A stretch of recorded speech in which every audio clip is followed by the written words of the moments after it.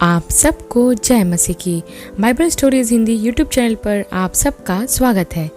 आज मैं आपके लिए दानियल नबी के जीवन पर गहरा अध्ययन लेकर आई हूँ, जिसके बारे में आप दानियल नबी की पुस्तक में विस्तार से पढ़ सकते हैं। इससे पहले प्रियो कि हम वीडियो को शुरू करें, आप हमारे Bible stories Hindi YouTube channel को सब्सक्राइब करना और बेल आइकन दबाना ना भूलिएगा। तो आइए प्रियो हम वीडियो को शुरू करते हैं। यह उस समय की बात है जब यहूदा पर राजा यहोयाकीम राज्य किया करता था। उसके राज्य के तीसरे वर्ष में बेबीलोन के राजा नबूकदनेस्सर ने यरूशलेम पर चढ़ाई करके उसे घेर लिया और वहां उन्होंने बहुत से यहूदियों को गुलाम बना लिया और उन्हें अपने साथ बेबीलोन ले गया, जिनमें से एक दानियल नबी भी था जो परमेश्वर यहोवा का भय मानता था और उसकी आज्ञा को मानने वाला जन था। और जिस स्थान पर वो बंधुआई में आए थे वो एक मूर्ति पूजक देश था।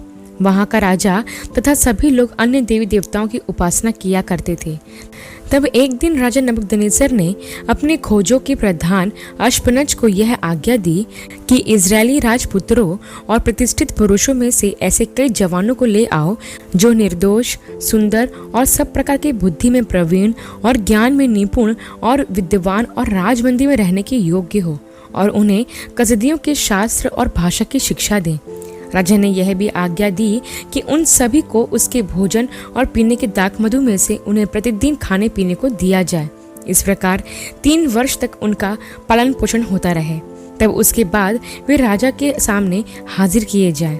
राजा के सामने हाजिर होने के लिए जो लोग चुने गए थे उनके नाम दानियल, हनन्याह, मिशाएल और अजर्याह नामक यहूदी थे, जिनके नाम खोजों के प्रधान ने बदल दिए। अर्थात दानियल का नाम बेलतशस्सर, हनन्याह का शद्रक, मिशाएल का मेशक और अजर्याह का अबेदनगो रखा।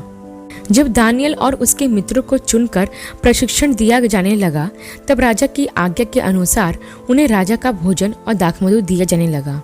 लेकिन दानियल ने अपने मन में यह ठान लिया था कि वो राजा का भोजन खाकर अपने आप को अशुद्ध नहीं करेगा। इसलिए उसने खोजों के प्रधान को राजा द्वारा ठहराया हुआ भोजन खाने से इनकार कर दिया, क्योंकि उस भोजन में ऐसी चीजें शामिल थी जिन्हें परमेश्वर यहोवा ने खाने से मना किया था। और उसके बारे में दानियल ने शिक्षा भी पाई थी कि उसे एक यहूदी होने के नाते क्या खाना है और क्या नहीं। लेकिन खोजों के प्रधान ने दानियल से कहा कि राजा ने ही तुम्हारा खान पान ठहराया है, कहीं ऐसा ना हो कि वह तेरा मुंह तेरे संग के जवानों से उतरा हुआ और उदास देखे और तुम मेरे सिर राजा के सामने जोखिम में डालो। तब दानियल ने कहा, मैं विनती करता हूँ कि अपने दासों को 10 दिन तक जांच, हमारे खाने पीने के लिए साग पात और पीने के लिए पानी ही दिया जाए, और फिर 10 दिन के बाद हमारे मुंह को देख और जैसा तुझे देख पड़े उसी के अनुसार अपने दासों से व्यवहार करना। तब 10 दिन के बाद यह देखा गया कि दानियल और उसके साथियों के मुंह राजा का भोजन खाने वालों से अधिक अच्छे और चिकने दिखाई पड़े। तब भोजन के मुखिया ने उनको राजा द्वारा दिया गया भोजन ना देकर साग पात ही दिया। प्रियो, यहाँ मैं आपको बताना चाहती हूँ कि दानियल जब एक पराये देश में अनजान लोगों के बीच में गया तो भी उसने अपने मूल सिद्धांतों से समझौता नहीं किया। कहने का मतलब यह है कि नबूकदनेस्सर राजा के द्वारा उनके लिए एक शाही भोजन का प्रयोजन किया गया, जिसमें तरह तरह के मांस और वह दाखमधु था जो राजा स्वयं पिया करता था। लेकिन दानियल नबी ने राजा का भोजन खाने से साफ साफ मना कर दिया था। प्रियो, दानियल नबी अपने देश और अपने घर से दूर एक विदेशी राज्य में मूर्ति पूजक लोगों के बीच में अपने माता पिता से दूर रह रहा था, जहां उसे कोई देखने वाला नहीं था। यदि वो चाहता तो बिना सोचे समझे वह राजा द्वारा दिए गए भोजन को खा सकता था, लेकिन उसने ऐसा नहीं किया, क्योंकि वो जानता था कि भले ही उसे कोई देखे या ना देखे, लेकिन परमेश्वर यहोवा उसे हर समय देख रहे हैं, और इसलिए उसने उन बातों से समझौता नहीं किया जो उसके माता पिता ने उसे सिखाई होगी।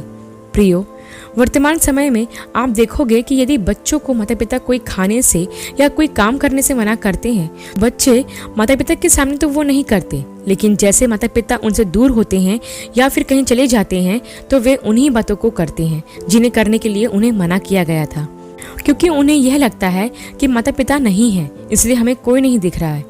लेकिन हम दानियल के जीवन से यह सीखते हैं कि जो चीज़ें उसे खाने के लिए मना करी गई थी वो उन चीज़ों को छूता तक नहीं था, फिर भले ही उसके माता पिता वहाँ हों या ना हों।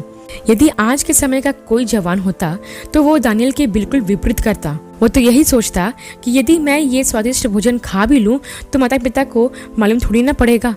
मैं आप युवाओं से यह पूछना चाहती हूँ कि यदि आपको कुछ ऐसा करने के लिए कहा जाए जो यहोवा की दृष्टि में गलत है तो आप क्या करेंगे? मैं समझती हूँ कि ऐसे निर्णय लेना आपके लिए कठिन होगा, लेकिन यदि आप परमेश्वर को प्रसन्न करना चाहते हैं और उसकी इच्छा के अनुसार जीना चाहते हैं तो आपको दानियल की तरह निर्णय लेना होगा कि जो बात गलत है और परमेश्वर के वचन के विरोध में है उसे आप ना करें, फिर चाहे उसके बदले में आपको जोखिम ही क्यों ना उठाना पड़े।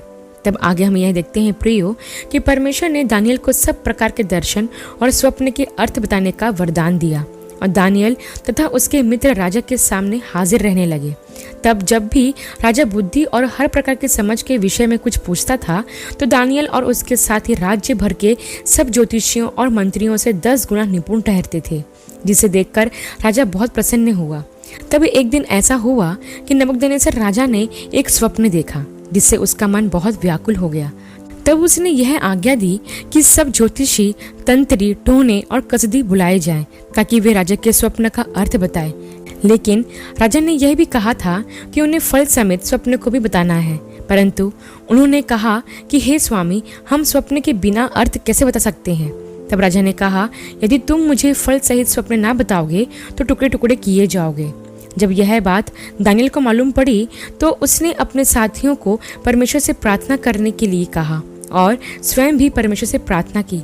तब राजा के स्वप्न का भेद स्वप्न सहित दर्शन में दानियल पर प्रकट किया गया और दानियल ने अगले दिन राजा के पास जाकर उसके स्वप्न को फल सहित बता दिया, जैसे परमेश्वर यहोवा ने उसे बताया था।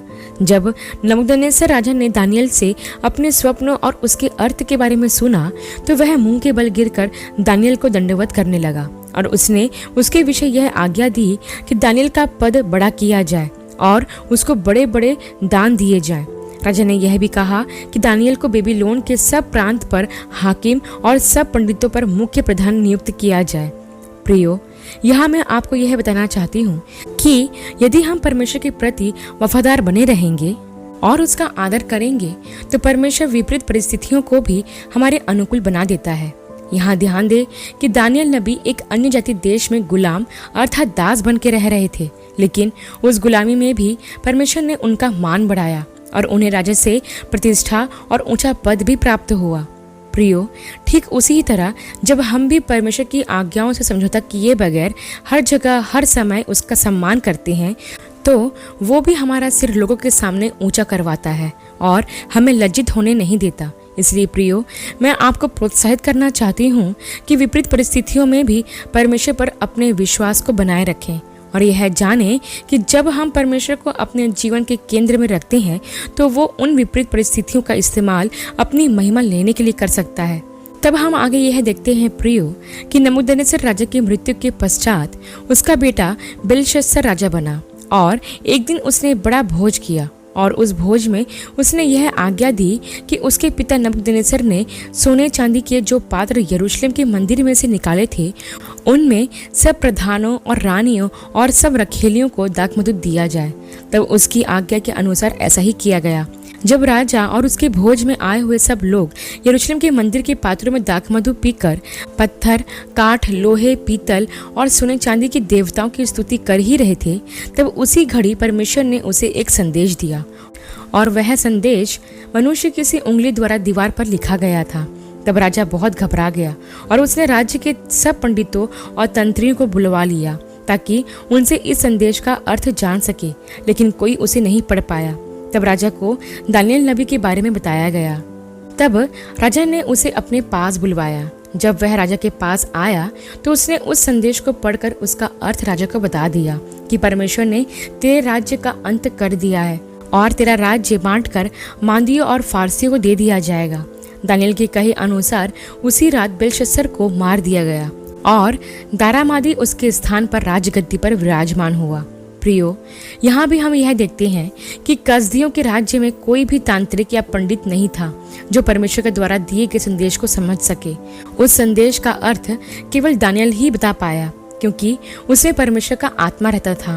प्रियो, एक बात हमेशा याद रखें कि परमेश्वर की स्वर्गीय बातों को, स्वर्गीय संदेशों को और उसके दर्शनों के भेद को केवल वे ही लोग समझ सकते हैं जिनमें परमेश्वर का आत्मा रहता है, क्योंकि परमेश्वर का आत्मा ही बुद्धि, समझ और पराक्रम का आत्मा है। इसलिए दुनियावी तौर पर आप भले ही कितने ज्ञानवान और पढ़े लिखे क्यों ना हो, आप परमेश्वर के भेदों को नहीं समझ सकते। परमेश्वर के भेदों को समझने के लिए केवल परमेश्वर का आत्मा ही हमारी मदद कर सकता है, जैसा हम दानियल के जीवन में देखते हैं। इसके बाद हम आगे देखते हैं प्रियो कि जब दारा मादी राज्य करने लगा तो उसने अपने 3 मुख्य अध्यक्षकों में दानियल को भी रखा, जो राजा को सब बातों का लेखा दिया करते थे। दानियल राजा दारा का प्रिय था क्योंकि उसमें उत्तम आत्मा रहती थी, इसलिए राजा उसे अपने राज्य में सबसे ऊंचा पद देना चाहते थे। लेकिन दानियल की ऐसी प्रतिष्ठा देखकर अन्य अध्यक्ष और अधिपति दानियल से जलने लगे और उसमें दोष ढूंढने लगे ताकि दानियल को पकड़वा कर मरवा डाले, लेकिन वे दानियल में कोई दोष नहीं ढूंढ सके। प्रियो, दानियल परमेश्वर का भय मानने वाला और उसकी व्यवस्था का पालन करने वाला तथा नियमित रूप से दिन में 3 बार प्रार्थना करने वाला जन था और अपने प्रार्थना के नियम का वह कट्टरता से पालन भी किया करता था। जब उससे घृणा करने वाले लोग उसमें कोई दोष नहीं ढूंढ सके तो उन्होंने राजा से इस बात की आज्ञा निकलवाई कि यदि 30 दिन तक यदि कोई राजा को छोड़ और किसी मनुष्य या देवता से विनती करे तो वह सिंहों की मांद में डाला जाए। राजा की इस आज्ञा के निकलने के बाद भी दानियल ने अपनी नियमित रूप से की जाने वाली प्रार्थना में कोई परिवर्तन नहीं किया, बल्कि इस आज्ञा के निकलने के बाद भी वह अपनी रीति के अनुसार दिन में 3 बार अपने परमेश्वर के सामने घुटने टेककर प्रार्थना और धन्यवाद करता रहा। जब उसके दुश्मनों को यह बात मालूम पड़ी कि दानियल ने राजा की आज्ञा टालकर राजा का अपमान किया है तो उन्होंने राजा को यह बात बता दी और राजा ने भी आज्ञा के कारण दानियल को सिंहों की मांद में डलवा दिया। लेकिन परमेश्वर की उपस्थिति उस मांद में भी थी और वो परमेश्वर ही था जिसने शेरों का मुंह बंद कर रखा था ताकि वे दानियल को कोई नुकसान ना पहुंचा सके। अगले दिन जब राजा शेरों की मांद के पास पहुंचा तो उसने दानियल को पुकारा। तब दानियल ने उसे मांद में से राजा को जवाब दिया। तब राजा ने बड़े आनंद के साथ दानियल को बाहर निकलवाया और उन लोगों को शेरों की मांद में डाला गया जिन्होंने दानियल के विरुद्ध षड्यंत्र रचा था। तब राजा ने दानियल के परमेश्वर का भय माना और अपने पूरे राज्य में यह आज्ञा दी कि सब दानियल के परमेश्वर के सम्मुख कांपते और थरथराते रहें। प्रियो, यहाँ हम देखते हैं कि राजा दारा मादी फारस साम्राज्य पर राज्य कर रहा था। उसने भी दानियल को अपने राज्य में एक अध्यक्ष के पद पर नियुक्त किया, लेकिन उससे जलने वाले लोग उसे नष्ट करना चाहते थे। उन्होंने राजा के पास जाकर एक ऐसा आदेश जारी करवा लिया जो मुख्य रूप से दानियल के ही विरोध में था। फिर जब दानियल ने यह सुना कि राजा ने ऐसा आदेश जारी कर दिया जो उसके विरोध में है तो उसने घुटने टिकाकर प्रार्थना की। प्रियो, किसी भी राजा या सरकार से ज्यादा दानियल परमेश्वर का भय मानता था। उसे परमेश्वर से प्रार्थना करने के लिए कोई कानून नहीं रोक सकता था और वह दिन में 1 बार नहीं बल्कि 3 बार प्रार्थना किया करता था। ईर्ष्या से भरे वे अधिकारी जो उसे नाश करना चाहते थे वे इसी बात का इंतजार कर रहे थे और जैसे ही उन्होंने दानियल को प्रार्थना करते देखा उन्होंने राजा को सूचित कर दिया। राजा दानियल को पसंद किया करता था और वो उसे बचाना भी चाह रहा था, लेकिन वो अपनी आज्ञा नहीं टाल सका। इसलिए दानियल को शेरों की मांद में डलवा दिया गया, लेकिन परमेश्वर ने अद्भुत तरीके से उसे बचा भी लिया। प्रियो, आज के समय में भी हमारे आसपास ऐसे लोग रहते हैं जो हमारे जीवनों पर परमेश्वर की आशीष की वजह से हमसे ईर्ष्या करते हैं और हमें कोई ना कोई नुकसान पहुंचाने की कोशिश किया करते हैं। लेकिन मैं आपको बता दूं प्रियो कि वे हमें कुछ भी नुकसान नहीं पहुंचा सकते। हमारा परमेश्वर हमारा रक्षक है, वही हमारी ढाल है जो दुष्टों की हर युक्तियों से हमें बचाता है। और यही नहीं प्रियो, जब हम परमेश्वर को पहला स्थान देते हैं और उसका भय मानते हैं तो वो हमारे जीवनों को अपनी महिमा के लिए इस्तेमाल करता है। अंत में हम यह देखते हैं प्रियो कि परमेश्वर ने दानियल को दर्शनों के माध्यम से आने वाली समय में होने वाली घटनाओं के बारे में बताया। अर्थात 7 अध्याय से लेकर 12 अध्याय तक दानियल द्वारा की गई नबूवतों का वर्णन है, जिसे आप बाइबल में पढ़ सकते हैं। दानियल अपने समय का एक प्रभावशाली जन था, जिसकी गवाही ने राजाओं को भी जीवित परमेश्वर के सामने घुटने टेकने पर मजबूर कर दिया।